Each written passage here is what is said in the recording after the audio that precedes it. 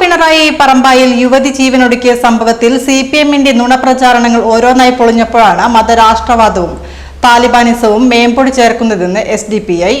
സംഘപരിവാർ വാദഗതികൾ അതേപടി ഏറ്റെടുത്ത് ആവർത്തിക്കാനുള്ള ശ്രമം അപഹാസ്യമാണെന്നും സംസ്ഥാന general secretary KK Abdul Jabbar വാർത്താ സമ്മേളനത്തിൽ പറഞ്ഞു.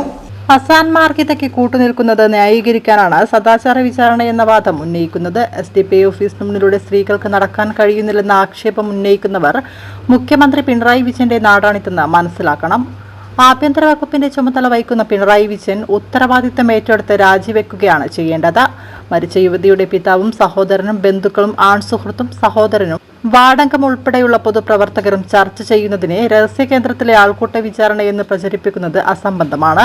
CPMന്റെ ദുഷ്ടലാക്കും സംഭവത്തിന്റെ വസ്തുതയും ജനങ്ങളെ ബോധ്യപ്പെടുത്തുന്നതിനായി പൊതുപരിപാടി സംഘടിപ്പിക്കുമെന്നും അബ്ദുൽ ജബ്ബാർ പറഞ്ഞു.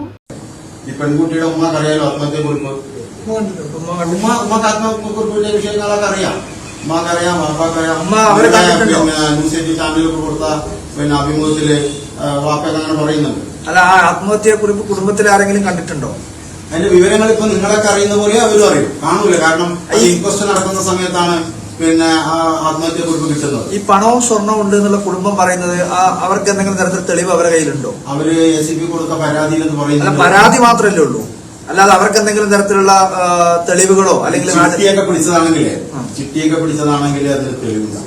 കാരണം ചിട്ടി കിട്ടുന്ന ദിവസം അല്ല, അത് അവരുടെ കൈവശം ഉണ്ടോന്നുള്ളത്, ആ കുടുംബത്തിന്റെ കൈവശം ഉണ്ടോന്നുള്ളത് അത് മാതാവ് വ്യക്തമാക്കേണ്ടത്.